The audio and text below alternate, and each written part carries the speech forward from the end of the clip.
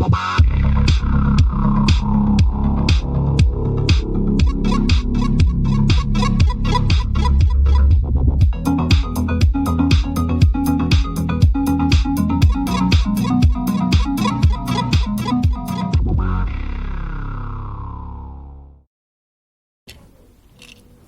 I going to start? Okay, well, just to introduce ourselves, we're Juniper Green Board Gamers. I'm Jennifer. I'm mum to Oscar, who's 5 and sitting here. He may or may not last the duration. He might end up sitting out there with you guys. And I'm Eric. Started the club just about 2 years ago, purposely for children and families due to the lack of club that welcome children, really, around the place. And in the 2 years we've been operating, we've been from nothing to now having near 30 people attending each meeting with, I'd say, about 50% children under 15, and the rest being the adults, which is generally a lot more ladies than men in our club, which is quite uncommon. So, but it's also very lovely. So we've got a lot of family unit where it's the children and the mum and dad, and quite often the parents have no idea about board games. They come in, play with their children, and after a couple of sessions, the children go in one direction and the parents go in another direction. And or sometimes they play together, sometimes they don't. But everybody mix and match, and it's a really lovely atmosphere. So here we go. Today we're going to be talking about our experience with the club. Okay, so why play board games with children? You can see we've got a nice list of reasons here. Bonding is one of my favourite ones. So as Eric was saying about the club, we have the parents coming with the children and they get that experience of sitting down together, playing together, rather than the norm of sitting in front of a screen, nobody's talking, whatever. And I think it's just really, really good for the families to kind of be doing that together. Yes, we've got the education value, which most of you will know because it's been very, very well illustrated online. There's lots of articles nowadays about math skill, language skills. So we're going to very quickly here mention it, but we'll not be spending a lot of it, a lot of a seminar about it. About the unplugging? Yeah. So as I mentioned earlier on about the screen time, one of the big things is getting children away from television, away from video games, away from telephones, all of these things, and having them actually sit down, be social with each other, and not, sorry about this, and not be just sitting there in front of the screen, which is very, very damaging for them. And it's not just the children, because lots of children also say, Mummy or Daddy always spends time on Facebook and they don't pay attention to me. So it's actually both sides, not just the kids out of that. As adults, we're equally as guilty of it. So it's both for the kids and the parents. There's mental health. There's been quite a few studies about how board games has a beneficial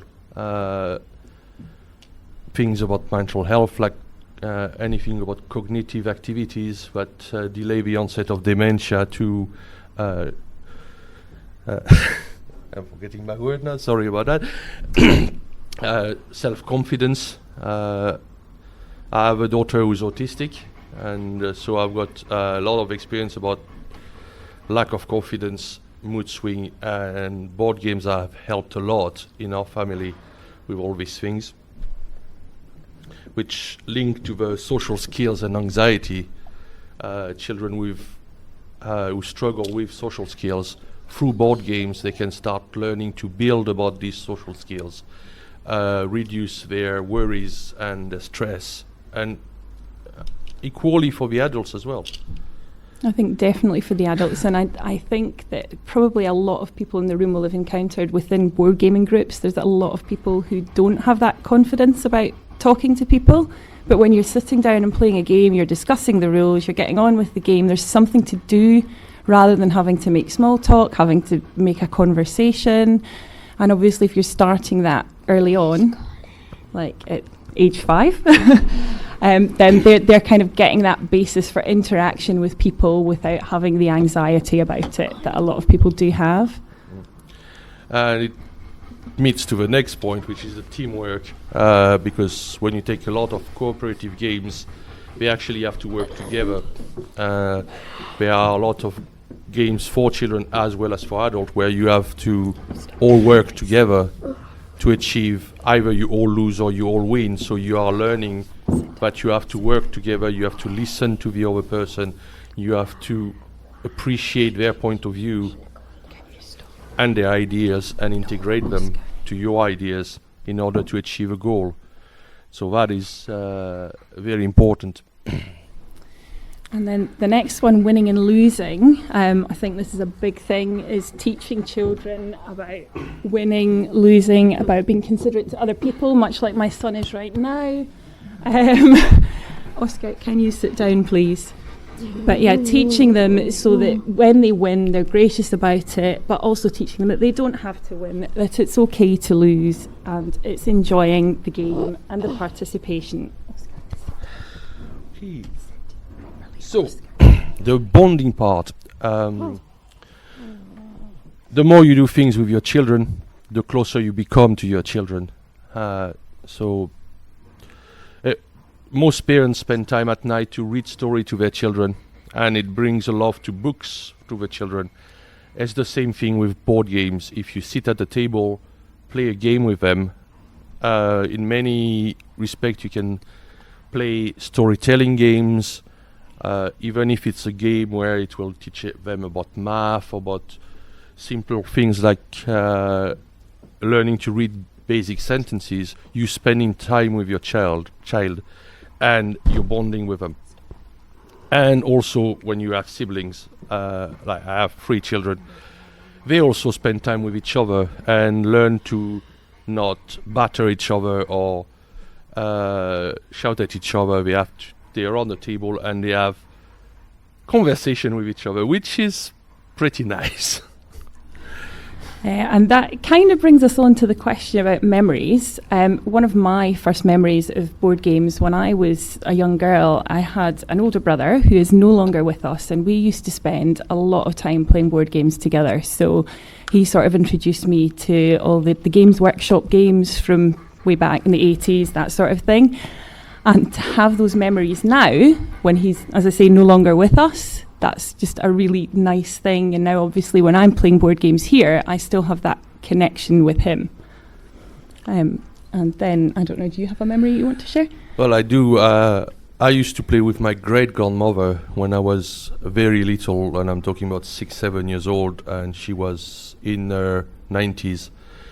All I remember of her is her white hair, her smile, and all the cheating we were doing, playing draft together. We were both of us cheating like hell. It didn't matter because all I remember now is how amazing it was, and that's the whole point of it. It's building memories that 20-30 years down the line you'll still think about it and it will bring a smile to your face. So that's building blocks for the future, as much as all matter of education. These are the important part. And we see that at the club when children come. Like last week we had a little girl who was about 11, I believe, and we have a lady who's Colin's wife. Colin's there. She's a wonderful DM for D&D, and that little girl wanted to play D&D. And Annette simply integrated her to the campaign she was running with other people. And at the end of the session, that little girl just walked with a smile from ear to ear, and she looked at her parents and says, "I played D&D." And she was proud. I mean, I don't think you could have done anything to take that off her face. She was happy. And yeah, you see that and you're there, yeah, we're doing it right.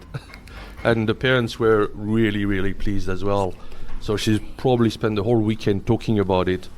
I'm sure probably talked to her friend about it at school. And that's, these are the stuff of this. So as any of you in there has any memories they'd like to share. No?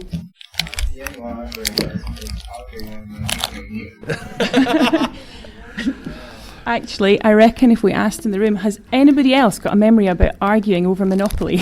Because it seems to be a very common thing. And guilty. Yeah, but you still have a memory about it. And now you probably laugh about the fact that you were arguing about Monopoly.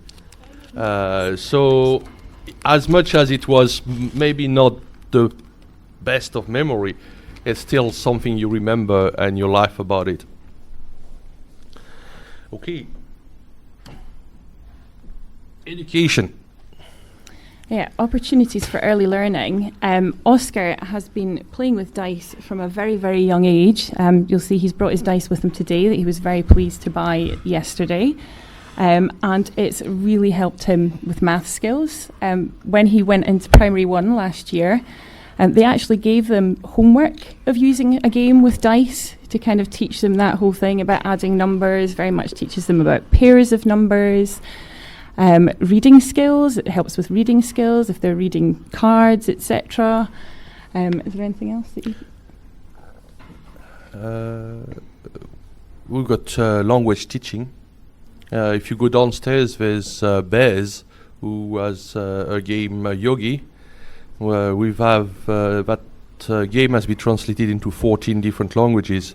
Last year, we've got some copies in French from Bez and donated it to the schools around our area. And a lady called Catherine McKenzie from Curry Community High School sent us back some feedback saying, I have tried this in the classroom with children which normally have no interest in French, do not learn anything. And he said, after 1 hour session, it was very noisy, but all the children could remember all the vocabulary. So she says this was a tremendous success. We've got that on our website, we put it on Twitter. So just that shows that it works. If we manage to bring that to the teachers, not just at home, but to the teachers, we can help children who, not just the one who do well at school, but those who don't necessarily do well or don't find the subject interesting, and help them. Getting the older kids' brains buzzing too. We have some children in the club who are sort of, they're young teenagers, aren't they? I can't beat them at games. And when they get at a table together and you hear them talking and things that they're able to do, sort of mathematically, all that sort of thing with these games is unbelievable. And that's because they've been sort of brought up playing these games and it's there. And I mean, talking about these particular kids, we've got a set of games from a company called Genius Games. So we've got games on particle physics, human biology, the periodic table of elements. I've got one of them in my bag if some of you want to catch me after that. One of them is basically you create atoms.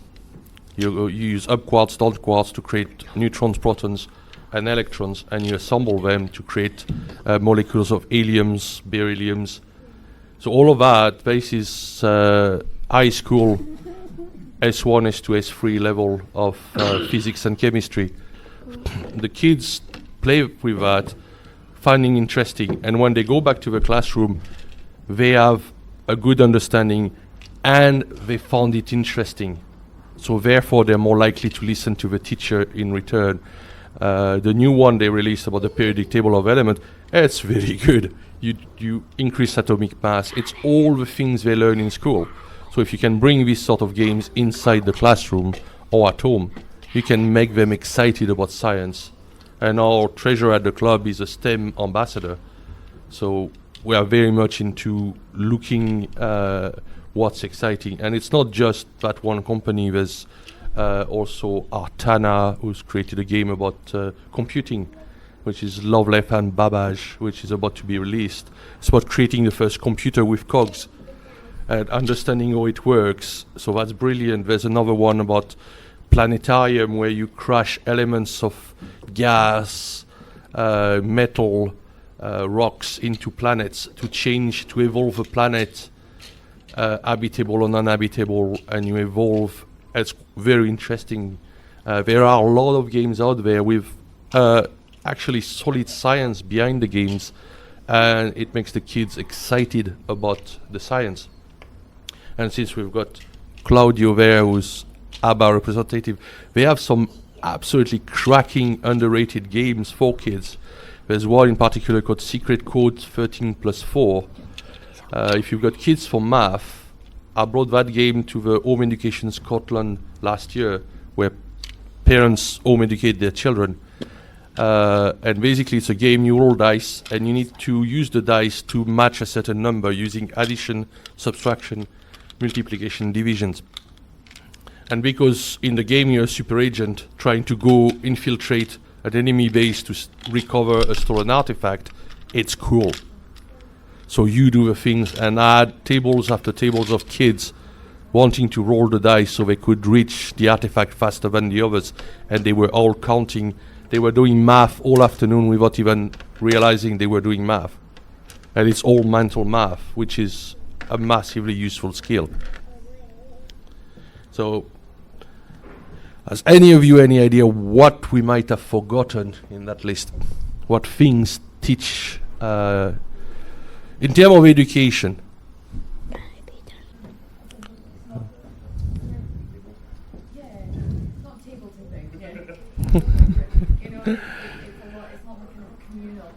Yeah.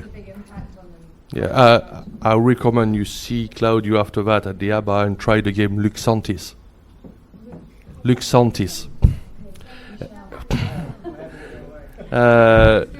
We've tried it in the club with 6, 7, 8 years old, and even slightly older. I'm not telling you anything now because I don't want to spoil it.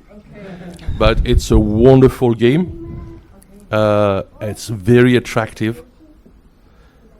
And honestly, you're going to enjoy that. Even as an adult, I enjoy playing it. But it's a lovely game. I remember, because I'm not from Spain, so I started a project similar, when my son was 6 and I started. Because I was taught to play adults when I was young, I was playing a lot, and then a serious person just stopped to play. And one day I watched a game called Bank, remember Western one, and I was trying to introduce Adam in the game. I don't know why, because he's your father. So at the moment I sit down to play, I start just playing the rules, and I see Adam's so bored. I don't care about this. This is a Western game, so he said, Daddy, you forgot something, not kids. I use my imagination. Imagine I was picking up. I said, we need to customize first. So I discovered at that moment that the game is just an artifact. So we don't really aware that the games don't serve the world. The game is an artifact you can use. So the most important is to change the paradigm. It says change the view, how you see the world. This is my son teaching. And that moment I said, I want to communicate this. Because our friends are buying a lot of games, but they're useless. Because don't care the kids about games. You put a game in front of kids, okay? They will start to play with the elements. You don't care about the rules. There's some of the times I don't use the rules. So communication. But when I listen to you, I remember me. I think we talking about that. I'm trying to explain. For example, to scientific people, I think more or less we are convinced about this. But the thing is, how to communicate to the other people is not involved in the world of games. That's the powerful games. I was so surprised when I came first into England 4 years ago, because I wanted to, build this project here. I give up because all the time was like smash myself in a wall because the people was just saying about games is another world. We use school, this serious stuff. Why do you want to introduce games here? We have games, we have a library. A game library. You see the game library, you start to cry. His neck and leather, the more for his nose. The way to change the world. This is another world. They are multifunctional. They don't have focus more than 5 minutes. So imagine I'm gonna propose them, complicate them for 2 hours a day.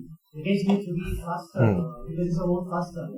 So I want to finish. Sorry. But the thing is, if we always place the speed and the paradigm in the games, we're gonna fail. Because one day there's gonna be another kind of games, another kind of publishers who think that the game's not good for the market, and you're gonna be in trouble. So the thing is, all the time to figure out how to use another concept that is more powerful, and Spain is so powerful, is gamification. How to use the power of the game in a real life. You know, because we kind of thing. I remember I was doing volunteering in a high school in London. I'm in London, and in the high school I was with the trainers on the special needs. He asked me, "Can you teach some history because I'm a historian?" I said, "Okay, I'm going to teach about Rome during the Britannia." I said, "Okay, special needs. Even probably they don't know where Britannia in the map." So I discovered that I can explain things regularly. So I create some things the minutes of time. So when I start saying, guys, you can do my class because you're not agents of the minutes of time. So I can't teach you anything. So we're surprised. Teacher can teach what's going on. So I said, before you need to pass proof. You need to prove it that you can be agile. So this is what the first class was doing. So I wasn't playing, I wasn't using any game, because I wasn't using the power of the game. So they were so excited, and I found everything what's going on between me and them. And I was learning more than them. Very special. My way to learn is so easy, but for them anything is a challenge. So this is the group. Use the challenge. So I just mentioned this point because you put this. You start always with this point, then you can add any example. When you start with an example, then the people start to think, okay, yeah, but what about a lot of things that you don't mention? But you start with this gamification, that is like your water. Use any superficie that you want. You can use it everywhere. And I think it was very important that you mentioned imagination there, because I think that the learning from imagination is huge. And I know that Eric's had a lot of success with storytelling games with his daughter. Mommy. And I think that is very helpful with a lot of the things in school, because what are they asked to do in their English classes? They're asked to tell stories and that kind of thing. And if they start that process early using games, again, it's there and they retain it. Yeah, the company called Green Board Games does a competition every year where they open to children, invent a game, and you have to publish the game. My daughter published hers. Unfortunately, she didn't win, but she got quite a lot of votes, and she was very excited. So, yeah. Yeah. Yeah. Well, move on, so we actually have a chance to finish the seminar. So, unplugging, less screen times and more friend time, because I've got 3 children, 2 boys, and Fortnite is the plague of my life. And I'm an IT person, I love games, I love video games. I cannot stand Fortnite because it makes my kids angry. As much as they talk to each other online and do stuff, it's not constructive. There is nothing constructive in the game. When they play Minecraft, they build something, it's constructive, they create. In a game like Fortnite, they don't. It's the same thing over and over again, and it's brain numbing, literally. But at the same time, as we mentioned earlier, it's not just the kids that have a problem. Definitely. I mean, how many people here end up sitting on their phones or whatever? Our phones are constantly available, and that means that we're not available for the children. So, and we do have phones in the club, but I think we figured out that we use them only for the app that lets you decide who starts the game. Yeah, Schwazi. And that's it. That's the only time the phones appear at the club. And the rest of the time, obviously, everybody's fully engaged with the children and with the other adults, obviously. So yeah, I found a lovely little statement from a psychologist, which I thought was really, really good, when actually she can read the screen. And she said that families are struggling to find balance between digital and real-life connections, but board game provide a tool for that emotional connection to each other. Order pizza and make it a way to celebrate the start of a weekend together. And yeah, that's a very simple statement, which is true. You just make an evening of it, especially at the end of a week, or if you have nothing to do at night, or the weather is absolutely rubbish outside, there's nothing really interesting to do. Instead of simply plugging the TV or plugging the console, you just clear up a table and play a game. And that is it. It's very basic things. It doesn't have to be long. You can, with my kids, with my daughter being autistic and a twin brother being a boy, it never lasts for hours, but we can play a couple of games and then they go and do something and then they'll come back and play another game. But it doesn't matter because they know I'm here for them, they know there's games to play, they know they'll not get bored, and and they don't sit there and says, what am I gonna do? No, that's only the teenager who does that, which is his job as a teenager. So mental health. There's been quite a few articles in some newspaper in the past couple of years now. Some of them about Alzheimer. Any form of cognitive activities like older people's club where they play dominoes, or any basically person with a hobby will in general be far less likely to have Alzheimer's disease. So that includes gardening, anything where you build things, anything which involve all your cognitive skills. It's massively reduced, and that is proven by doctors.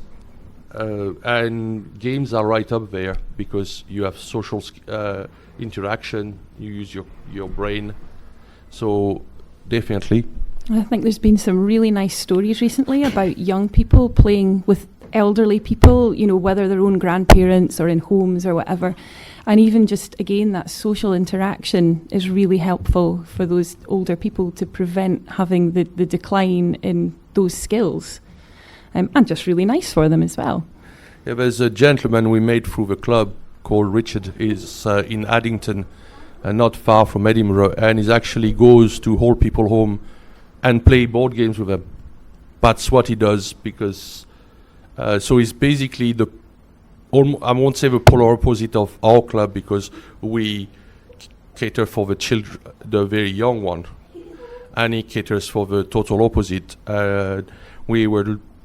We are thinking about doing something where can we have both sides meet each other and put the older peoples and the younger people in the same room and see if we can get them all play together. Yeah, that's where this gentleman Richard Vermont is actually going to his home to bring them new games. So I think his input is valuable to avoid that.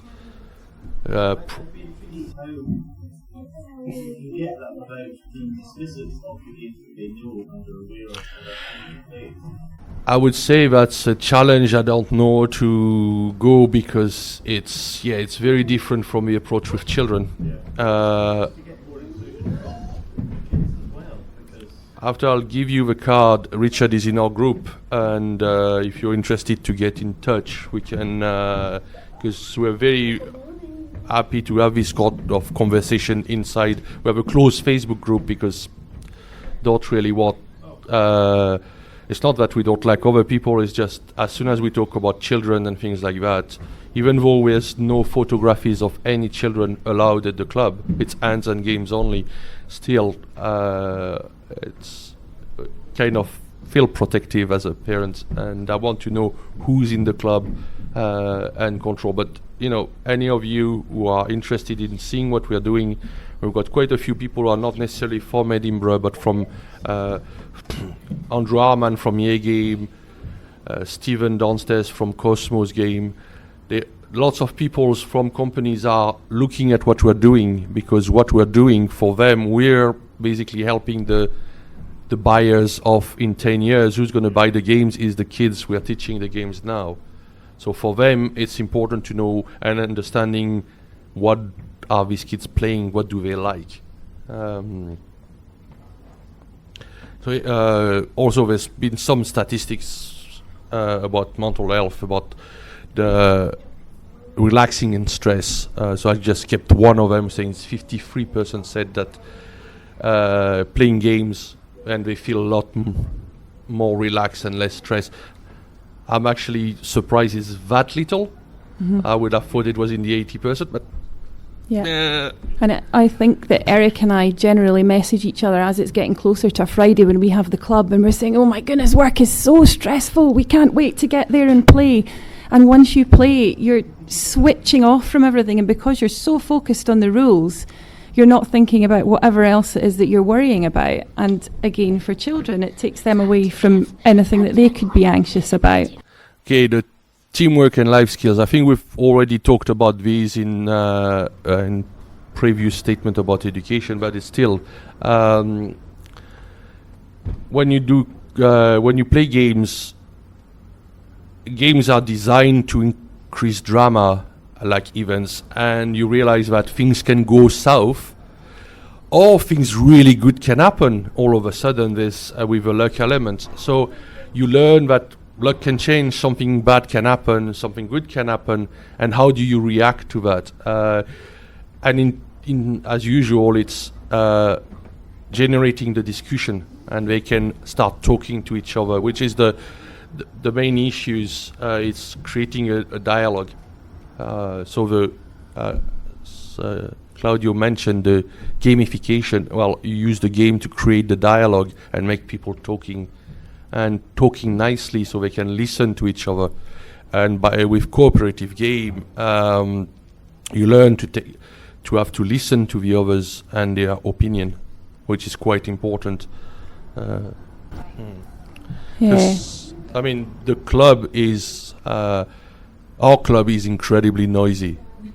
I mean, that is why we always want. There's some people who don't come to our club because of that, and we want people who says we actually have a second room now. We're going to start using for to let some who want slightly lower noise volume in the room, but I wouldn't have it any other way, because sometimes you hear an eruption of noise on one of the table because they won the game. They all jump and the arms are in the air and you're there.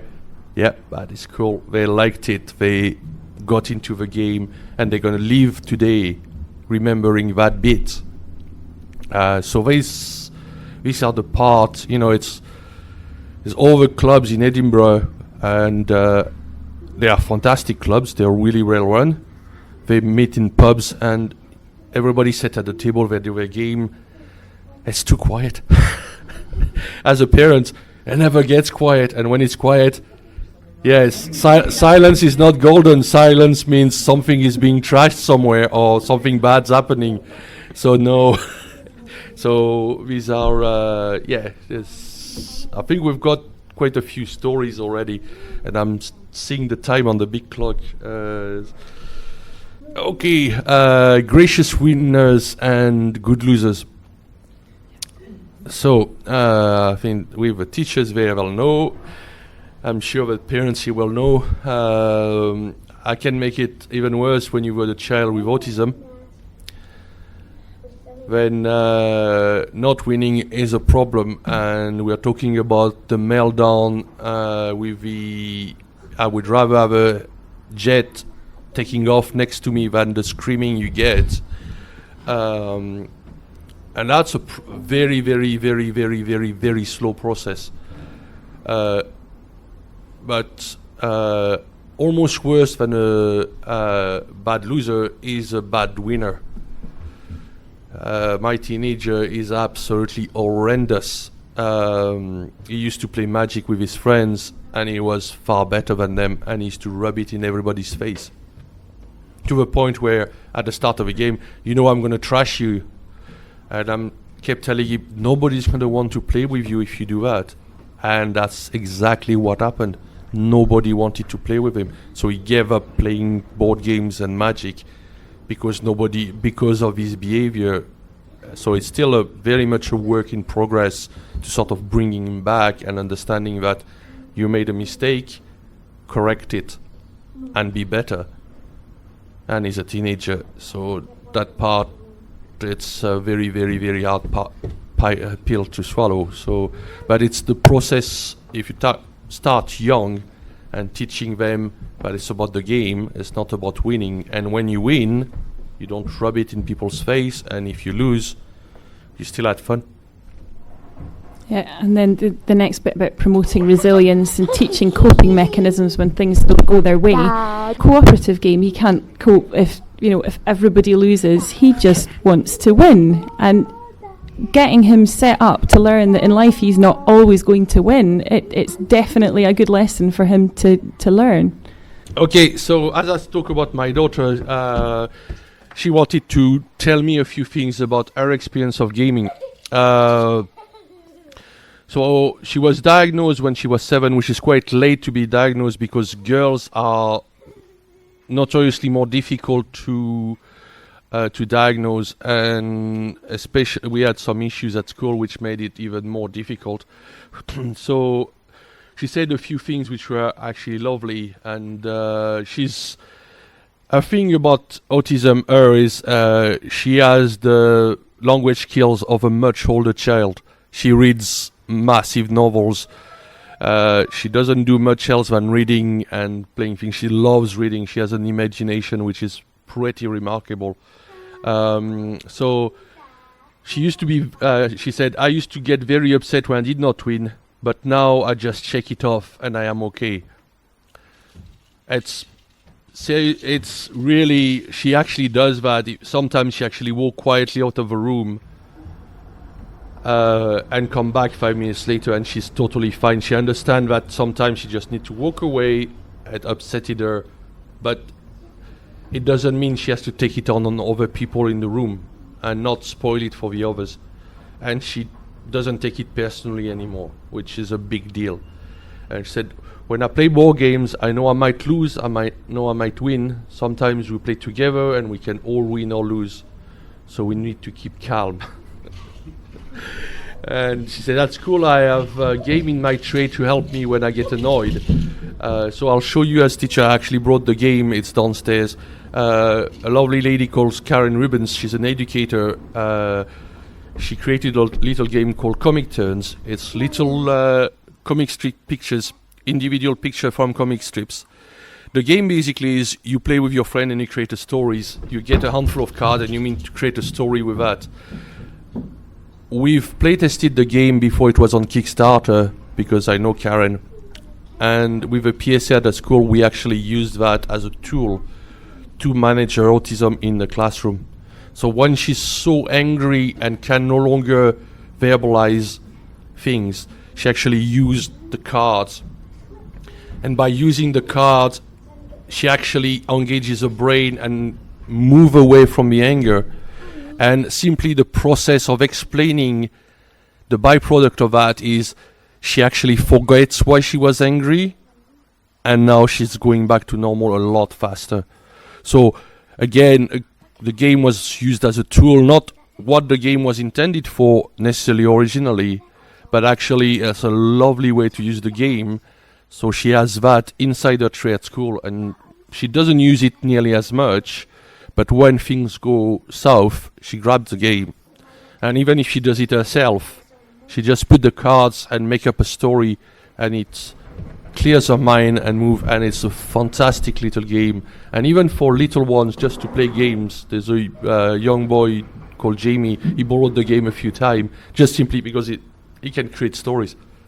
And he's got that extra visual element of the comic strip. And they are drawn It's purely, well, blue and white. It's blue. It's only the outline. It's not complicated, and it's beautifully done. So you know exactly what each card is, what it represents.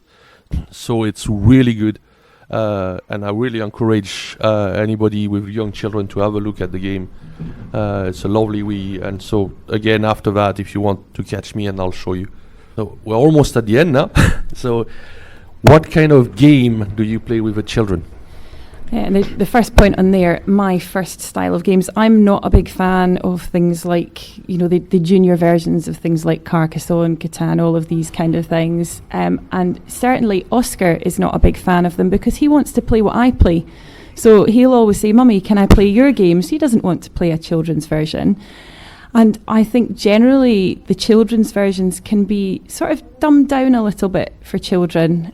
One that we do, for example, is Carcassonne. We take the farmers away, and he just has the more simplistic version of laying down tiles and scoring for roads and cities without that added complication of figuring out whose farm is whose.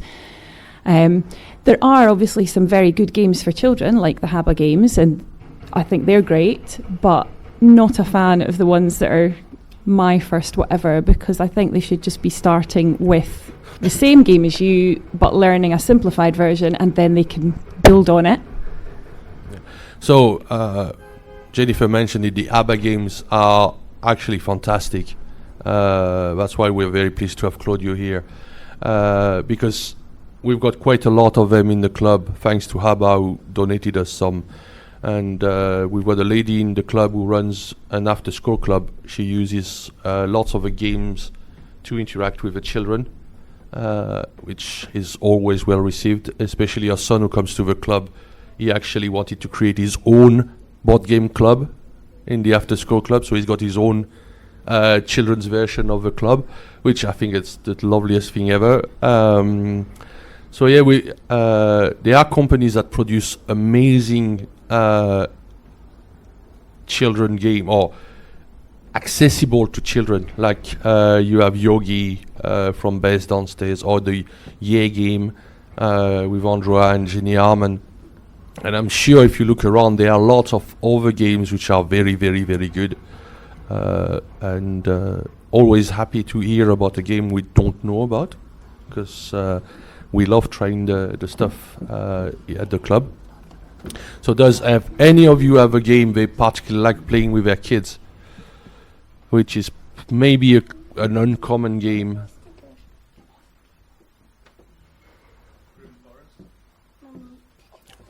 Room Forest.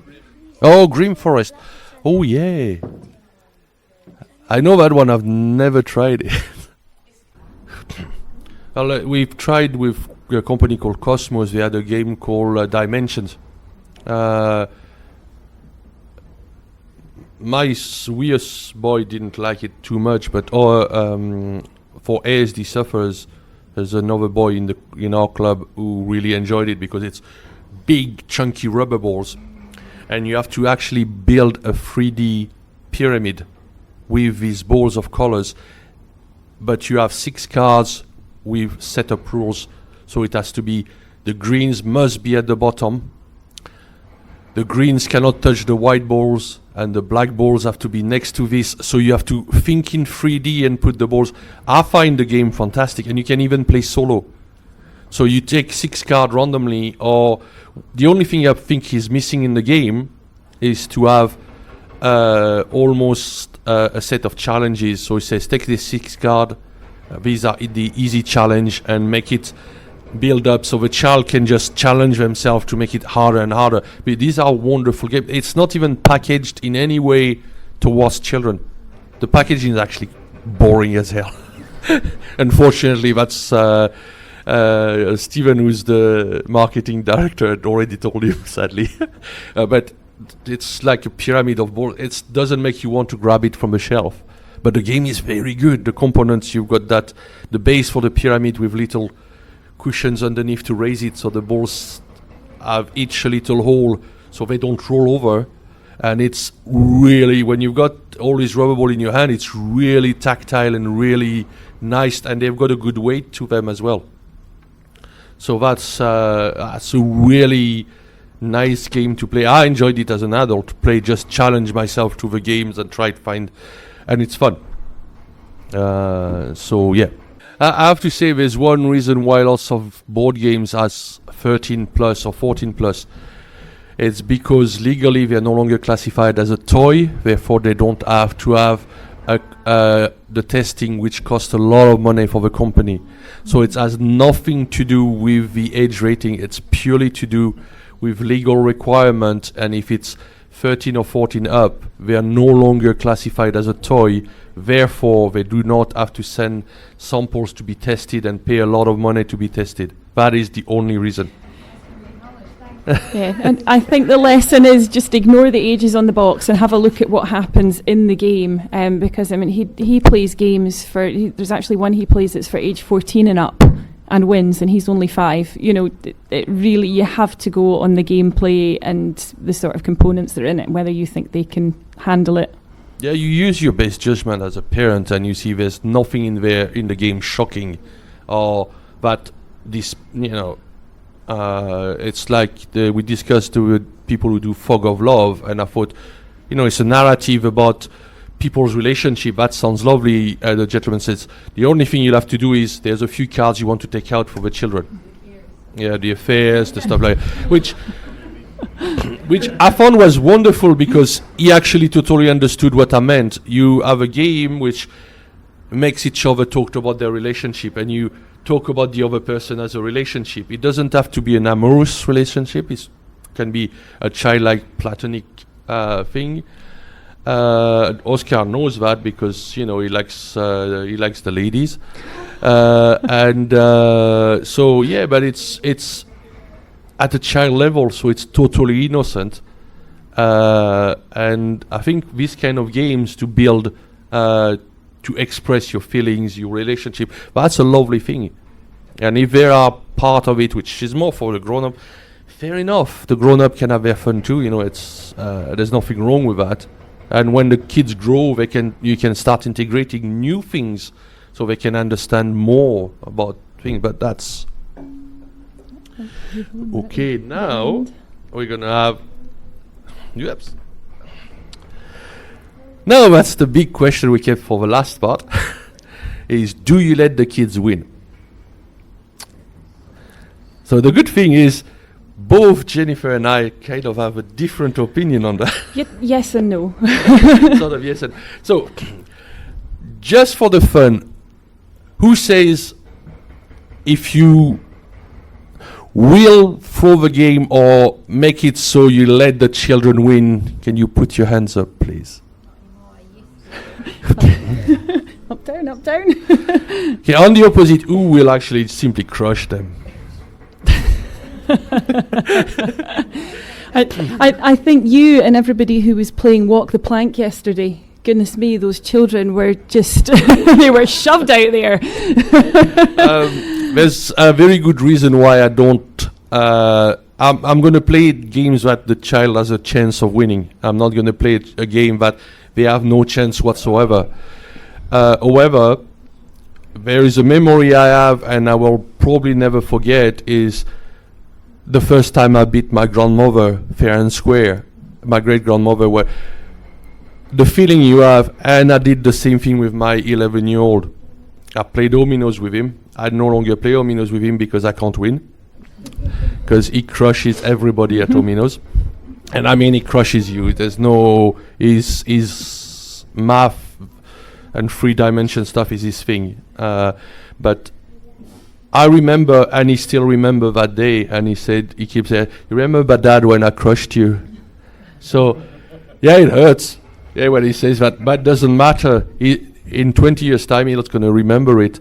And that means that every time he plays a game, and if he doesn't win, instead of being upset, he just looks at you with his eyes and he says, I'm going to totally wreck you next time. And he actually look at the rules, he thinks, he engages his brain, and that's the competitiveness. And he doesn't do it out of malice. He doesn't wish anything bad on people. He does the same at school.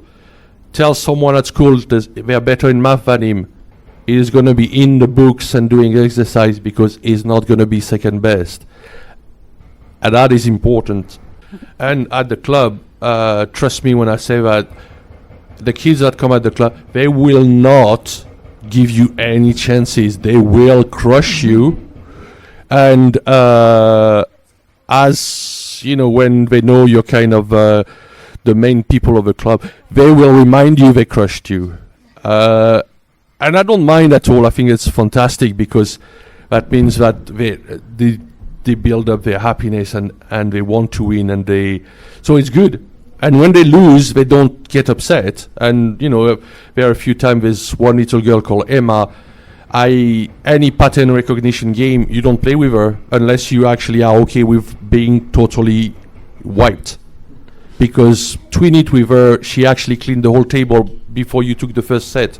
Well, he's doing that. Just to put the other side across, my reason for being kind of slightly on the fence, I think it is age dependent. And I think when they're very, very young, if they don't feel that they can win, they're not interested, in which case they're not going to develop that interest in gaming, and they're not going to get the benefits.